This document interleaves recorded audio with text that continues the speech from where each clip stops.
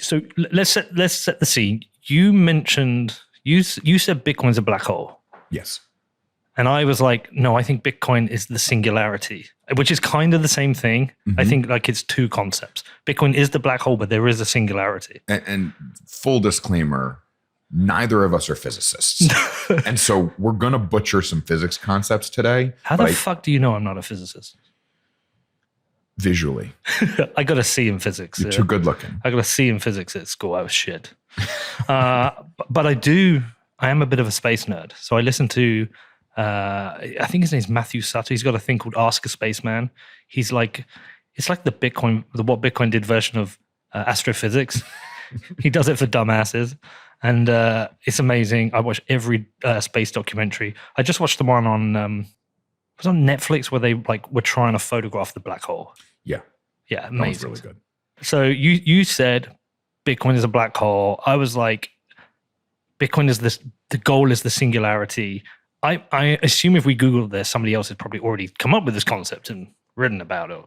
If they haven't, you should do it. But I felt like this is really an interesting conversation. Do you want to give the background to, because you'd obviously been thinking about it. Yeah. And so, the origin of this for me was I spent a lot of time recently thinking about what is Bitcoin's actual core innovation. And we hear words like double spend problem and Byzantine generals problem, but that's not actually the core innovation. That's the outcome from the innovation. And so, I did a tweet that said that, the difficulty adjustment plus proof of work is the innovation. And I've been workshopping that and thinking through that idea more and more. And Gigi has done a lot of thinking around Bitcoin is time, and a lot of these concepts. And Peter Taz worked on the Open Timestamps project. And, I think there's a time leg to this. But the unlock for me was the ability to say that Bitcoin tethers itself to physics in two different ways. Proof of work is the digital representation of the physical world. It's energy.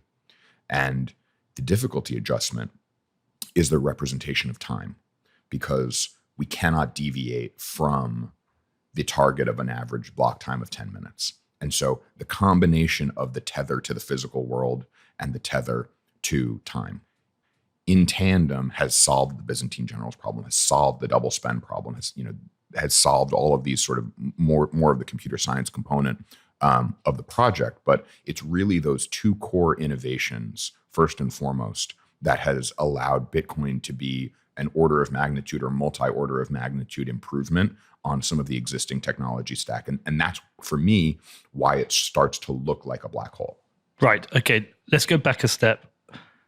Let's make an assumption there's some people listening who won't know what we're talking about. Some people might have not gone down the rabbit hole. They might have heard of proof of work. They might have heard of the difficulty adjustment. But let's explain what each of those are as simple as possible so people get a grip, and why, as an innovation, they're so important. Yeah. So proof of work, we have Adam Back to thank for inventing that. And it preceded Bitcoin. It was the innovation that the contribution of computing power to a network is the mechanism by which the cryptography is validated. So what do we mean by that? Bitcoin is encrypted. That means that the SHA-256 algorithm that governs the discovery of new blocks uses what's called a one-way hash function. And that means that you put one thing in and something else comes out the other side of the hash machine, and the ability to trace back what came out is not there. So there's the reason that Bitcoin works is that it's very secure. So you are required to have the private key in order to spend the UTXO. All of this kind of comes together and works because of a combination of the cryptography around the actual wallet, but then also the security around the hashing function of discovery of new blocks. Okay. So there's two security concepts there. Okay. And that's proof of work, but talk about the actual proof of work in terms of unforgeable costliness and why that's important, because at the moment, Ethereum, an alternative cryptocurrency that some people are in favor of, some people think it's a bit of shit, is migrating from proof of work to proof of stake. Yeah. So proof of work and proof of stake are important to understand when you think about money technology. What proof of work does is it sinks energy into the system, and there's no getting it out once you've sunk it in. So what do miners do? They plug in a ton of servers. Those servers consume a tremendous amount of electricity, and they put their computing power into the effort of discovering new blocks and earning Bitcoin revenues. Once that energy is spent and once those blocks are discovered, there's no getting it back. And so the incentive structure around proof of work is such that the good behavior of the miners isn't insured, but it's game theoretically incentivized. And so all the miners are spending the money on construction of their mines and spending money on, moving the dirt and digging in the ground and buying the servers. And then they're spending the money on the energy every single month. And so there's this enormous sunk cost into the activity of discovering new Bitcoin blocks, because it's very, very valuable in order to get your hands on new Bitcoin. And so there's this enormous game theoretic incentive to continue to behave well, because the only way you're going to get any value out of those proof of work servers is to continue to support Bitcoin and to continue to generate Bitcoin revenue. So there's this enormous industry, many, many, many billions of dollars in today's purchasing power that are contributed to the activity of securing the Bitcoin network through the constant spend into energy, constant spend into new servers. I mean, this is incredibly high value activity because, and we can go into why all these business models are exciting, but it's an incredibly high value activity because each new block continues to affirm the security of all the past blocks. And so there's this incredible cumulative effect that's happening, and it's exogenous to Bitcoin. So the burning of the time and the expenditure into the energy is a sunk cost. It's exogenous to Bitcoin. Whereas if you look at a proof of stake environment and why that's different, the quote unquote sunk cost is endogenous to the alternative system. It's inside the system. So the people who own the most of the token get to make the rules and get to determine how much of the token gets moved. Sounds like the current central banking system. Precisely. So proof of stake is this stakeholder concept. So your ownership percentage equals your influence. In Bitcoin, we've severed that relationship. So whether I own 1 Bitcoin or 1 million Bitcoin, my ability to influence the system is unchanged. That's an incredibly, incredibly asymmetric difference in how the system functions and how the incentives are aligned. So, just by running one node, you have an equivalent voice within the Bitcoin ecosystem relative to a different node, regardless of how many UTXOs are owned by that node holder. And so this is the social component of this, where we talk about rough consensus, we talk about these ideas around the Bitcoin network and the Bitcoin users governing the software. Those are the people who have leveled the playing field with each other, rather than rewarding those who own the most. And with proof of stake, we should say that Ethereum came with a significant pre-mine, yes, which was distribution of tokens to people involved in the project. In a scenario of proof of stake, they've established the monetary policy, they've distributed a large amount of tokens to themselves, and now they benefit most from the issuance of new coins and control of how the system goes.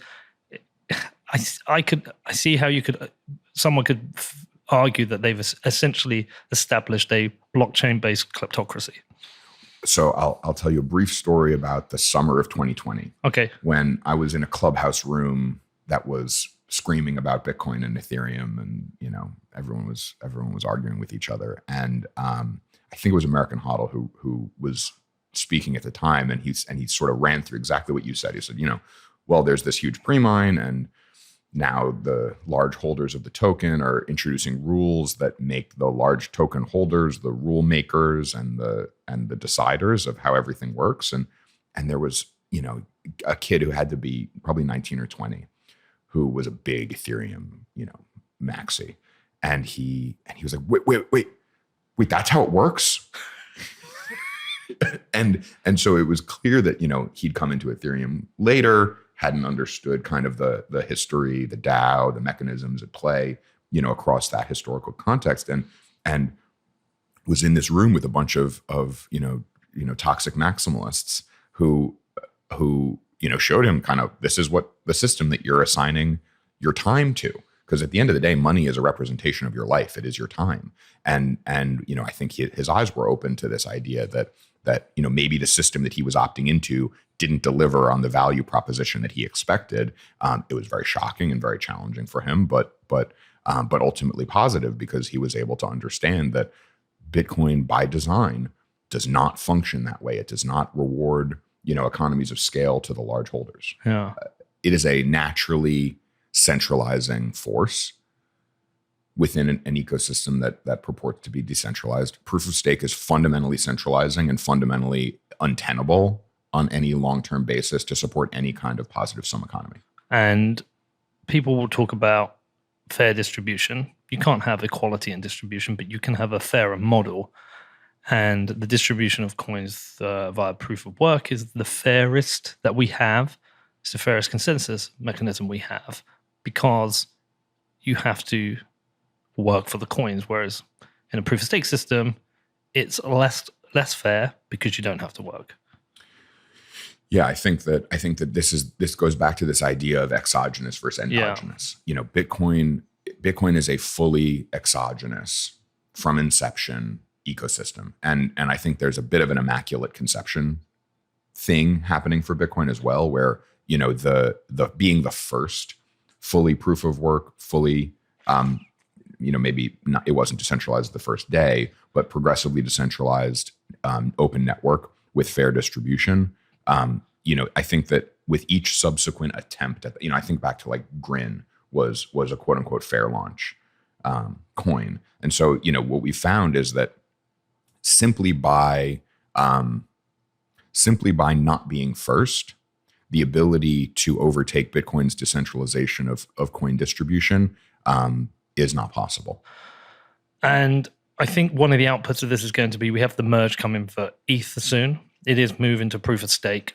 I think if ETH people really talked about it and thought it through, they would understand and agree that the consensus mechanism of Ethereum and proof of stake is not as fair. It's not as good as proof of work, which means they're probably going to use a different angle to attack Bitcoin, like the Ripple guy recently, which is to make out that Ethereum and proof of stake is energy efficient, whereas Bitcoin isn't. And I think we should just routinely tell these people to kind of eat a dick and fuck off, because but I think that's going to be a regular hit. It already has been. It will continue to be. I will pound the table in every venue that lets me to tell the world, number one, is that the energy that we consume is positive sum, because it's energy that is not being consumed efficiently or advantageously in the markets that we're participating in. Not always, but generally in trending that way. It's not every, like, if we're going to be fair, there are people who they're using other energy, or they're creating energy. 100%. But there's a reality within energy markets in the US and elsewhere that the contractual mandate of utilities is reliability and uptime. Reliability, redundancy, and uptime. Those are the mandates for the utility. So what does that mean? They're heavily incentivized to overproduce electricity regardless of how many customers they have. So the ability to generate energy in the US is greater than the average consumption, because we've got to build an entire system designed around the high point.